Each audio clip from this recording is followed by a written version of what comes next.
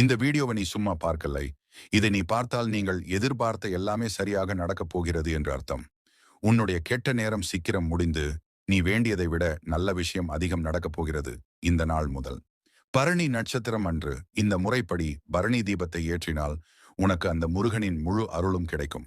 வருடத்திற்கு ஒரு முறை வருகின்ற இந்த பரணி நட்சத்திரமானது இந்த வருடம் டிசம்பர் 2ஆம் தேதி மாலை ஆரம்பிக்க உள்ளது.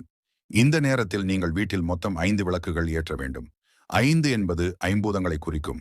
அதனால் கட்டாயம் 5 விளக்கு தான் ஏற்ற வேண்டும். முதலில் வீட்டு வாசலில் தான் விளக்கை ஏற்றி வைக்க வேண்டும்.